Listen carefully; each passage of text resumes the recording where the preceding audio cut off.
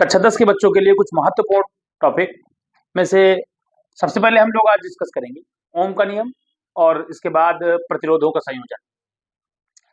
तो ओम के नियम, ओम नामक वैज्ञानिक ने एक नियम प्रतिपादित किया था जिसमें उन्होंने बताया था कि यदि किसी चालक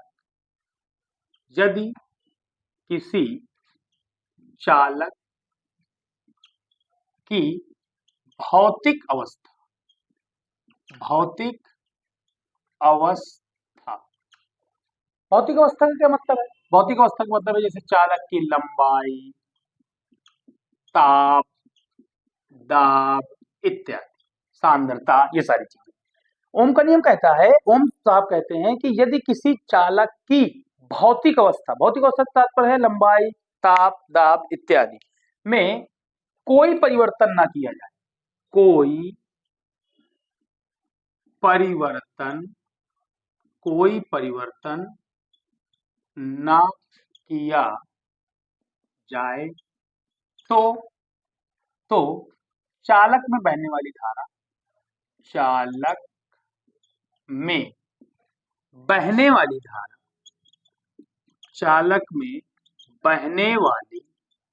धारा,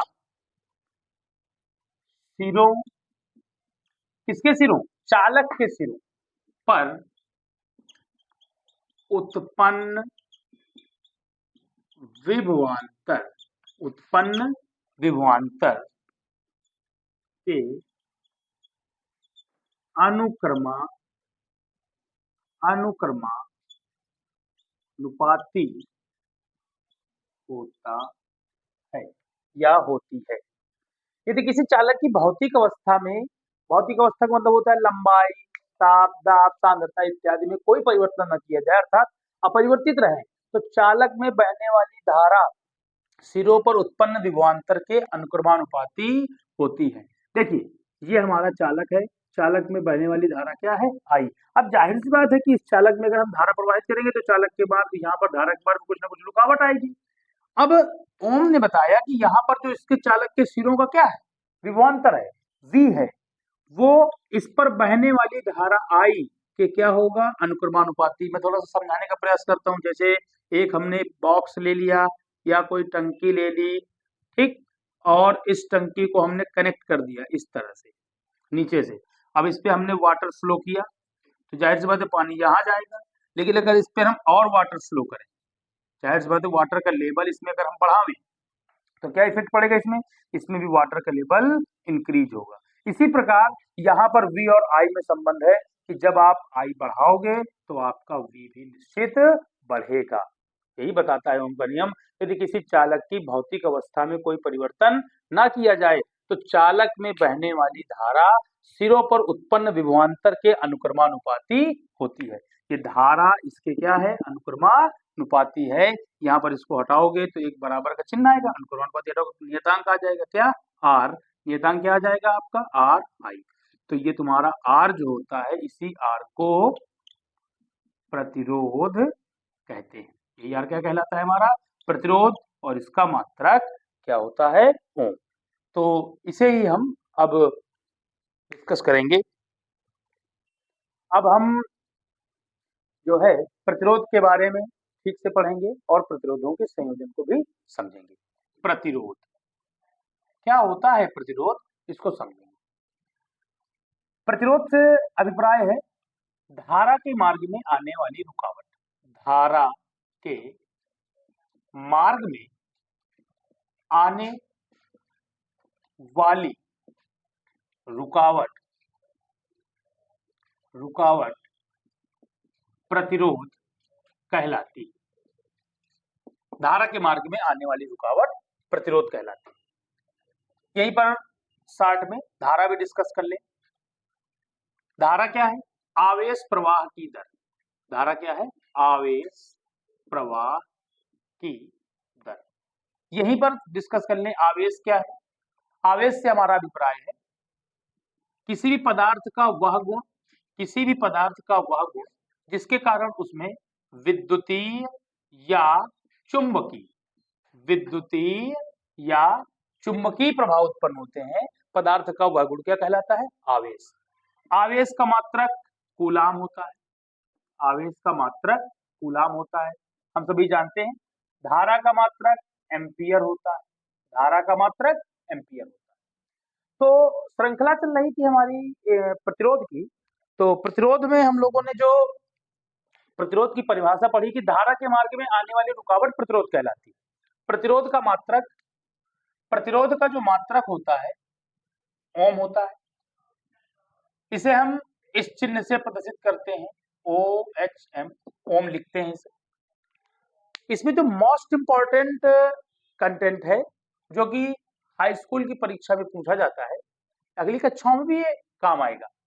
हाई स्कूल की परीक्षा में लेकिन जो ये पूछा जाता है प्रतिरोधों का संयोजन, जो प्रमुख है, जो प्रमुख टॉपिक इससे पूछा जाता है वो पूछा जाता है प्रतिरोधों का संयोजन। प्रतिरोधों का संयोजन। प्रतिरोधों का संयोजन सीखने से पूर्व एक चीज हमको पता होनी चाहिए, इस फार्मूले को हम लोगों ने पढ़ा ही होगा, V बराबर IR। इसके लिए मैं ओम के नियम को अलग से पढ़ाऊंगा, लेकिन अभी संयोजन सीखने के लिए, क्योंकि हम ये परीक्षा के पहले पढ़ रहे हैं, तो हाई स्कूल का बच्चा तो ये जानता ही होगा लगभग कि V is equal to IR। इसके आधार पर हम लोग पढ़ेंगे प्रतिरोधों का संयोजन। प्रतिरोधों का संयोजन ध्यान से समझेंगे। प्रतिरोधों का संयोजन हम दो प्रकार से करते हैं। प्रतिरोधों का संयोजन हम दो प्रकार से करते हैं, प्रतिरोधों का श्रेणी क्रम संयोजन और प्रतिरोधों का समांतर क्रम संयोजन। क्या फर्क है दोनों में, इसको समझना होगा। जब हम एक से अधिक प्रतिरोध लेते हैं और उनको किसी निश्चित नियम के तहत जोड़ते हैं तो वो प्रतिरोधों का संयोजन कहलाता है। श्रेणी क्रम संयोजन क्या है, मैं तुमको कीवर्ड्स बताता हूं बच्चों। पहले धारा का बंटवारा ना हो, और समांतर में क्या है, धारा का बंटवारा हो जाए। ये कीवर्ड्स हैं, आप इसको समझ लीजिए।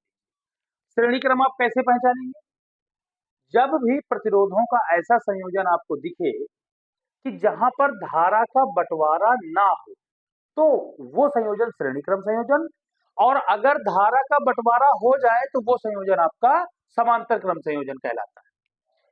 हम इसको ध्यान से देखेंगे। अब मैं इसको आपको क्लियर करके बताने का प्रयास करता हूं, आप इसको समझें। सबसे पहले हम लोग समझेंगे श्रेणी क्रम संयोजन। श्रेणी क्रम संयोजन, श्रेणी क्रम संयोजन से क्या अभिप्राय है, ध्यान से समझेंगे। श्रेणी क्रम संयोजन में देखिए, एक प्रतिरोध हमने ये ले लिया, एक प्रतिरोध हमने ये ले लिया, एक प्रतिरोध हमने ये, इस प्रतिरोध को हमने R1 कहा, इस प्रतिरोध को हमने R2 कहा, इस प्रतिरोध को हमने R3 कहा, और इसको एक बैटरी के थ्रू जोड़ दिया, और ये हमारी लगी हुई है T। ये बैटरी का प्लस सिरा है और ये बैटरी का माइनस सिरा है। जैसा कि हम जानते हैं कि जो धारा है बैटरी से प्लस से होते हुए माइनस की ओर जाती है। मान लीजिए इस बैटरी से धारा निकली I, अगर ये I धारा निकली है तो यहां से होते हुए यही I धारा जाएगी। पहले तो आप ये बताएं और खुद देख करके सोचें इस बात को कि क्या धारा का बंटवारा हो रहा है, तो यही जो धारा आई थी यही धारा इधर बह रही है तीनों प्रतिरोधों में। अच्छा, बगल में ही हम समझ लें समांतर, तो डिफरेंस समझ में आ जाएगा। समांतर क्रम संयोजन यहीं पर समझ ले, ज्यादा कुछ ना सोचे, इसी में आराम से समझ में आ जाएगा। देखिए, एक प्रतिरोध ये लगा हुआ है, एक प्रतिरोध ये लगा हुआ है, और दूसरा प्रतिरोध, तीसरा प्रतिरोध ये लगा हुआ है। अब इसको समझें, इसको हमने एक बैटरी के थ्रू कनेक्ट कर दिया, ये की लगी हुई है। बैटरी क्या करती है, ये बैटरी का प्लस सिरा है और ये बैटरी का माइनस सिरा। यहां से चली ये, और यहां से जाने के बाद ये करंट जो इससे आई निकला है वो करंट तीन भागों में डिवाइड हो जाएगा। अब मेन कंटेंट समझने की जरूरत है जो इन दोनों संयोजनों में आपको अंतर स्पष्ट करता है। क्या? पहला ये कि यहां पर जो बैटरी धारा आपको दे रही है, आप उसको समझें, यहां पर जो बैटरी आपको धारा दे रही है आई, वो धारा तीनों प्रतिरोधों में समान रूप से बह रही है। लेकिन यहां पर जो बैटरी धारा हमको प्राप्त दे रही है, आप सोचें, समझने का प्रयास करें, यहां तक तो धारा आई रही, लेकिन इसके बाद धारा तीन भागों में बट गई, तीन भागों में धारा बट गई। मान लिया इधर धारा गई I1, इधर धारा गई I2 और इधर धारा गई I3। अब ये तीन भागों में बटी हुई जो धारा है और यहाँ पर जो धारा का बंटवारा नहीं है, इसी से अंतर स्पष्ट होता है कि मैंने पहले ही कीवर्ड्स बताए थे कि जहां धारा का बंटवारा ना हो वो है श्रेणी क्रम संयोजन, और जहां पर धारा का बंटवारा हो जाए वो है समांतर क्रम संयोजन। तीन प्रतिरोध लगे हुए हैं, R1, R2, R3। अब यहां पर आप जरा सोचें कि ओम का नियम हमने पहले ही बताया था कि V बराबर क्या होता है, IR। यहां पर धारा का बंटवारा हो जाएगा और यहां पर धारा का बंटवारा नहीं होगा। इस प्रतिरोध के सिरों का विभवांतर मान लिया V1, इसका क्या मान लिया V2 और इसका क्या मान लिया V3, और ये V वोल्ट की बैटरी लगी हुई है। तो हम कह सकते हैं कि टोटल जो V वोल्ट की बैटरी थी, इसका विभव तीन भागों में बटा, V1 प्लस V2 और प्लस V3। एक चीज समझिए, धारा तो नहीं बटी लेकिन विभव अलग अलग है, और यहाँ पर हर एक प्रतिरोध का सिरा सीधे बैटरी से जुड़ा हुआ है, प्लस से सीधे माइनस से। तो यहाँ धारा अलग अलग और यहाँ पर विभव सेम। यहाँ पर धारा सेम लेकिन हर प्रतिरोध के सिरों का विभव क्या होगा, अलग अलग होगा। अब ये अलग अलग क्यों होगा, जब हम लोग अपनी क्लास लेकर के आएंगे तो वहां इसको और डीप पढ़ाने का प्रयास करेंगे। और इसको आप पहले ध्यान से समझें कि श्रेणी और समांतर में क्या है, एक कंटेंट है सीधा कि यहां से धारा का बंटवारा नहीं होता, यहां धारा का बंटवारा हो जाता है। यहाँ धारा का बंटवारा नहीं होता मतलब धारा समान होती है, और यहाँ पर विभव अलग अलग होता है। यहाँ पर धारा का बंटवारा हो जाता है तो विभवांतर अलग अलग होता है, विभवांतर सेम होता है। तो यहाँ पर धारा देखो आई थी, तो ये धारा जो है तीन भागों में बढ़ गई, I1 plus I2 plus I3। आई धारा थी, तीन भागों में बटी, I1, I2 और I3। फार्मूला क्या होता है, V बराबर IR। अब इसको समझें जरा, तो V का फार्मूला लगा दिया जाए, IR।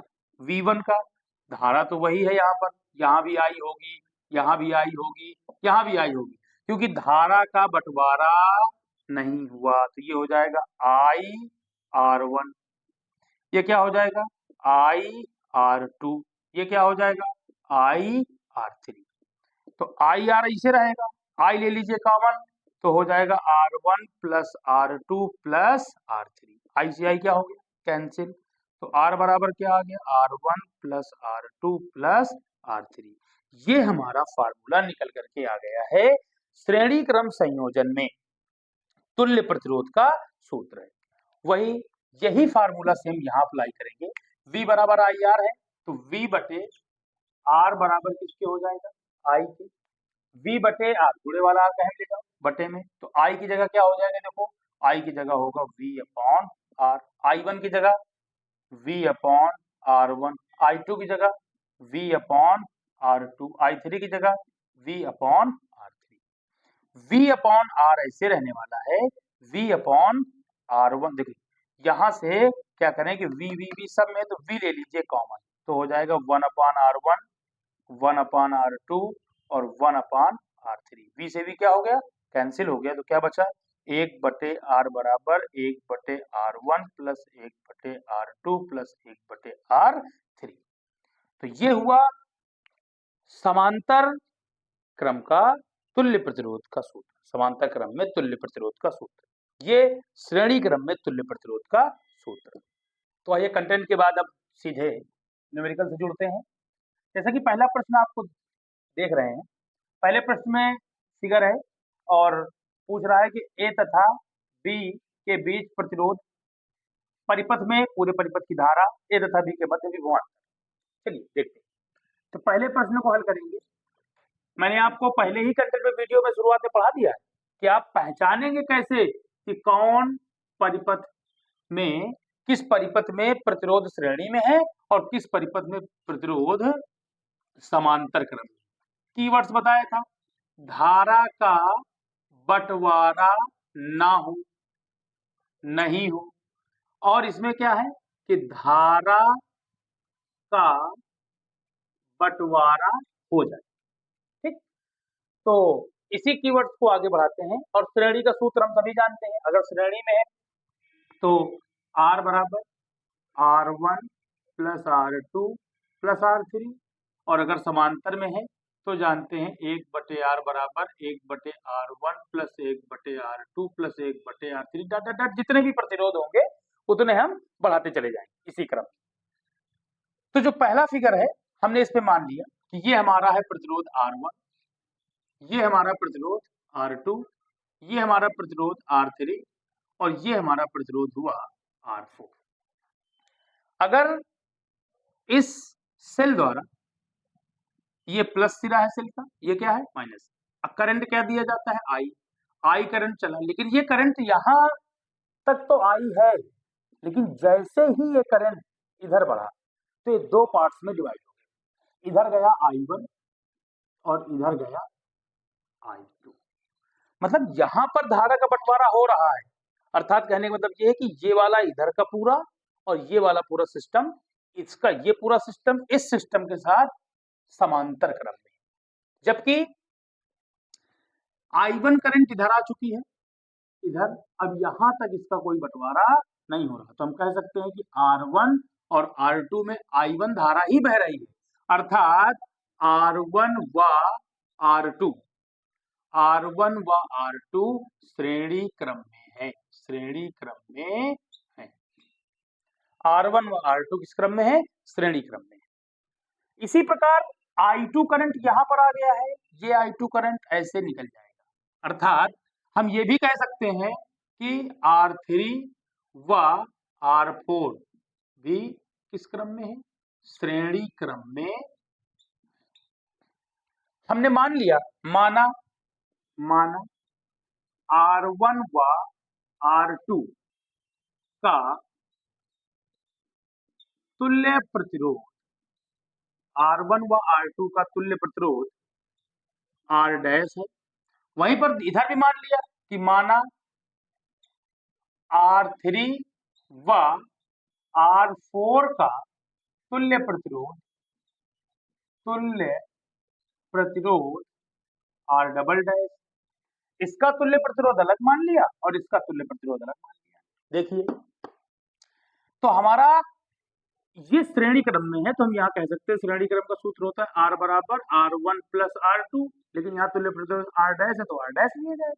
यहाँ पर तुल्य प्रतिरोध क्या है, यहाँ पर है तुल्य प्रतिरोध R डबल डैश, तो कह देंगे R डबल डैश बराबर R3 प्लस R4, क्योंकि श्रेणी क्रम में, श्रेणी क्रम का सीधा सूत्र ये होता है, ये श्रेणी क्रम में और ये समांतर क्रम में।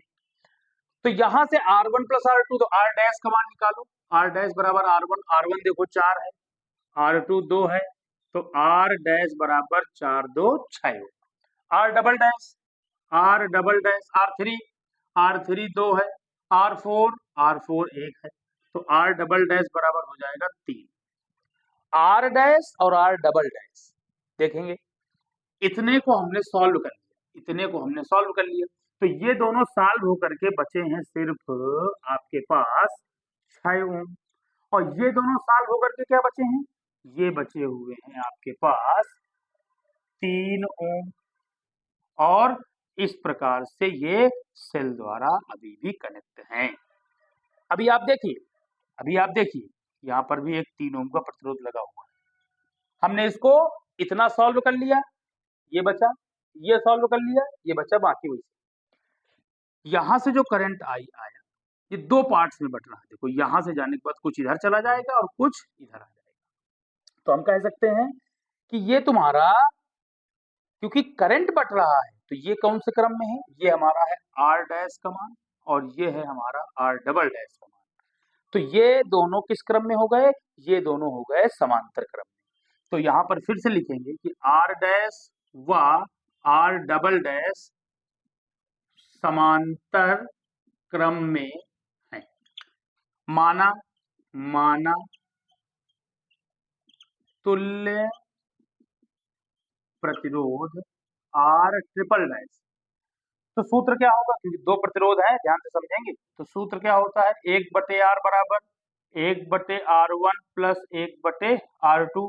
तुल्य प्रतिरोध क्या है, तुल्य प्रतिरोध है R ट्रिपल डैश R1, पहला क्या है R डैश, दूसरा क्या है R डबल डैश। मान रखेंगे 1/R ट्रिपल डैश बराबर 1/R डैश, R डैश कितना है 6, 1/R डबल डैश कितना है 3। तो हम कह सकते हैं कि इसको हल करेंगे, 6 और 3 का एलसीएम ले लेंगे, यहाँ बगल में हल कर दे रहे हैं।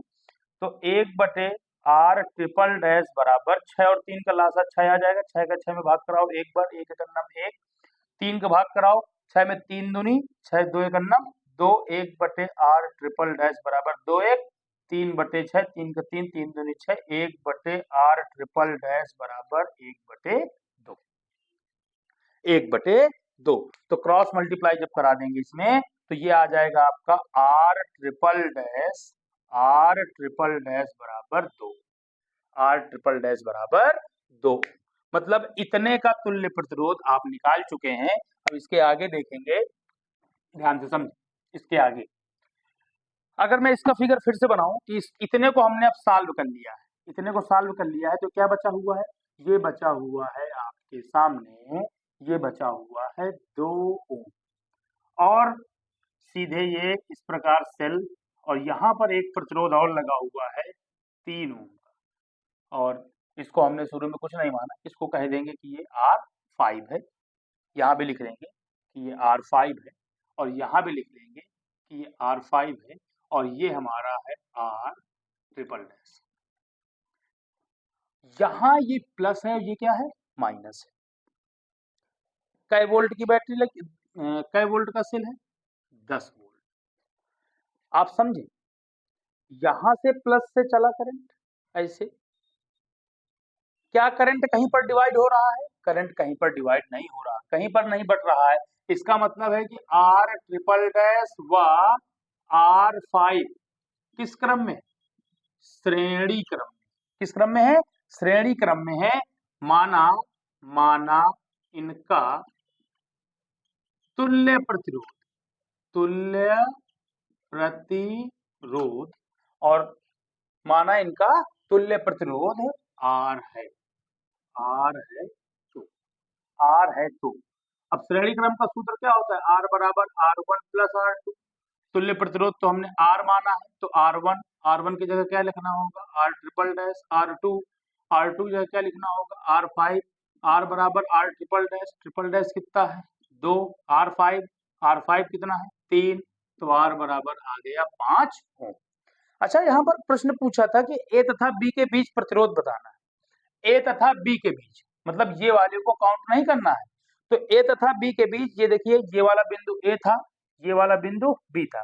इतने का प्रतिरोध हमने क्या मान लिया था, हमने देखो R डैश और R डबल डैश समांतर क्रम में तुल्य प्रतिरोध R ट्रिपल डैश, तो R ट्रिपल डैश की क्या है वैल्यू 2 ओम। हम कह सकते हैं कि हमारा A और B के बीच का जो प्रतिरोध निकल के आया है, ये आया है 2 ओम। ठीक है, कितना आ गया है 2। वहीं पर दूसरा प्रश्न कहता है परिपथ में धारा। तो पूरे परिपथ में हमने क्या निकाल लिया है, पूरे परिपथ में हमने निकाल लिया है प्रतिरोध। उसके बाद हमारे पास एक नियम है, ओम का नियम। हमारे पास एक नियम है, लगाएंगे इसके नीचे ओम का नियम। ओम के नियम से, ओम के नियम से क्या है, ओम के नियम से फार्मूला है V बराबर IR। V पता है हमको 10 वोल्ट, I नहीं पता, लेकिन R पता है बच्चों 5। 10/5 बराबर I, 5 दूनी 10, I बराबर 2 एम्पियर। ये है परिपथ की धारा, ये हमारे दूसरे प्रश्न का हल। अच्छा, A तथा B के मध्य विभवांतर निकालना है, विभवांतर केवल निकालना है A तथा B के मध्य, मतलब इस वाले प्रतिरोध की कोई गणना नहीं होगी। A तथा B ये है, अर्थात A तथा B के मध्य का तुल्य प्रतिरोध हम लोगों ने निकाला था 2 ओम, मतलब ए तथा बी के बीच का जो तुल्य प्रतिरोध है कितने ओम है? 2 ओम है। तो ए तथा बी के बीच तुल्य विभवांतर जब निकालोगे, फिर से फार्मूला लगाओ, V बराबर आई आर। V ये निकालना है, आई हमारी 2 निकल आई है, आर लेकिन आर कितने का? केवल इतने का। पूरा आर कितना निकला था? 5, लेकिन 5 में ये 3 भी तो शामिल है, इसको हटाओ। ऊपर का कितना निकला था ए और बी के बीच? 2, तो गुणे 2, मतलब V बराबर 2 दूनी 4 वोल्ट। 4 वोल्ट ये रहा ए तथा बी के मध्य का विभवांतर। तो पहले नंबर क्वेश्चन का पूर्ण डिस्क्रिप्शन हमने आपको दे दिया। अब आते हैं क्वेश्चन नंबर 2। अब आते हैं क्वेश्चन नंबर 2 में, इसको भी हम लोग ध्यान से समझेंगे। ये भी संयोजन का ही प्रश्न है, कोई बहुत कठिन प्रश्न नहीं है। अगर इस क्वेश्चन को आपने ध्यान से समझा है तो ये वाला क्वेश्चन उससे कहीं ज्यादा आसान है। इसमें आपको केवल परिपथ देखना है, और परिपथ में क्या बतानी है आपको? धारा। अरे V पता है हमको, फार्मूला सीधा सीधा क्या होता है? V बराबर आई आर। अगर V पता है, कहीं से तुमको पता चल जाए R, तो यार I तो निकल आएगा, आराम से निकल आएगा। तो R पहले निकालेंगे। देखिए ध्यान से, हम इसमें चित्र में ही माने ले रहे हैं, ये R1, ये R2, R3, ये R4, और ये R5, और ये R6।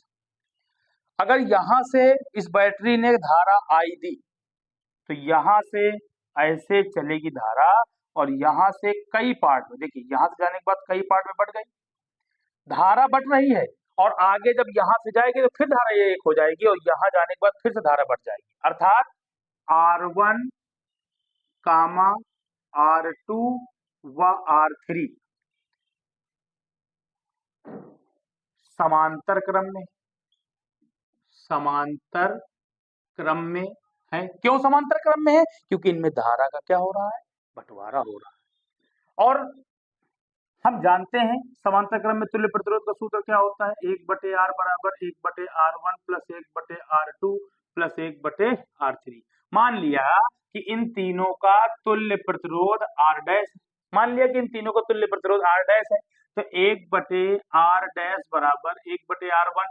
R1 बोलो बेटा 30, 1/R2 बोलो 30, 1/R3 क्या है? 30। तीनों के हर बराबर हैं, एक तो लिख लिया जाएगा, 1 2 3, 3 का 3, 3 दाम 10, क्रॉस मल्टीप्लाई, R डैश बराबर 10 ओम।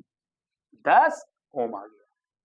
इसी तरीके देखिए, ये करंट यहां से डिवाइड हो रहा है, ये आई करंट यहां से कई पार्ट में डिवाइड हुआ, लेकिन आगे चल के फिर तो मिल जाएगा, और यहां पर पहुंचने के बाद फिर से डिवाइड हो जाएगा 2 पार्ट में। मतलब वी कैन से दैट, हम कह सकते हैं कि R4 व R5 भी समांतर क्रम में है।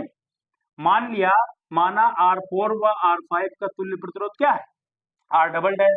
फार्मूला होगा 1/R बराबर 1/R1 प्लस 1/R2, क्योंकि दो प्रतिरोध है यहाँ पर, 1/R तुल्य प्रतिरोध मतलब R double dash, 1/R1, R1 को क्या कहा गया है? R4, 1/R2, R2 को क्या कहा गया?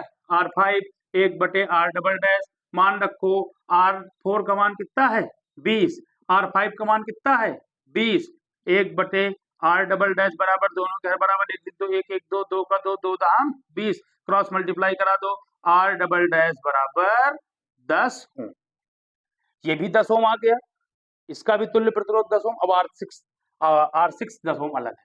अगर हम इनको देखें तो इसको हमने हल करके अकेले कर लिया है, मतलब इसको पूरा संपूर्ण हल एक कर लिया है, तो ये हल कितना आया है? 10 ओम। दूसरे को भी हल कर लिया था, ये कितना आया है? ये भी आया है 10 ओम। और ये R6 दिया गया है कितने ओम? 10 ओम। मतलब ये है हमारा R डैश, ये है हमारा R डबल डैश, और ये है हमारा R6। अब देखिए बच्चों, यहाँ से ये अमीटर लगा हुआ है, ये बैटरी लगी हुई है, और ये हमारी की लगी हुई है, बैटरी है 12 वोल्ट की। अब देखिए यहां से जो करंट चलेगा, ये देखिए इन तीनों का संपूर्ण हल ये है, इन दोनों का हल ये है, और R6 ज्यों को त्यों ऐसे लगा है। क्या यहां से जो करंट चलेगी सीधे निकल जाएगी कि बंटवारा होगा? देखो सीधे निकल जाएगी, कोई बंटवारा, जैसे यहां पर बंटवारा हो रहा था तो यहां पर बंटवारा नहीं हो रहा है। तो हम कह सकते हैं कि R डैश कामा R डबल डैश व R6 श्रेणी क्रम में, श्रेणी क्रम में, श्रेणी क्रम का मतलब क्या होता है? तुल्य प्रतिरोध का सूत्र होता है R बराबर R1 plus R2 plus R3। मान लिया इनका तीनों का तुल्य प्रतिरोध बच्चों है R, तो R बराबर R1, R1 का मतलब क्या है R डैश, R2 का मतलब क्या है R डबल डैश, R3 का मतलब क्या है R6।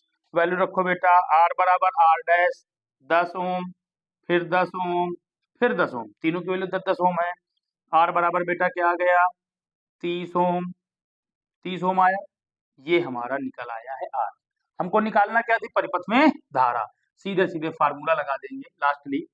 V बराबर फार्मूला होता है IR। V कितना है 12, I पता नहीं, R पता है बच्चों हमको, R कितना पता है 30। ये गुणे वाला मटेरियल बटे में चला जाएगा, 12 बटे 30 बराबर I, 6 दूनी 12, 6 पंचे 30, I बराबर 2 बटे 5, भाग कराइए, I बराबर 2 से भाग कराइए, 5 से भाग कराइए 2 में, तो 5 0 0, 5 चौको 20, 0.4 एम्पियर।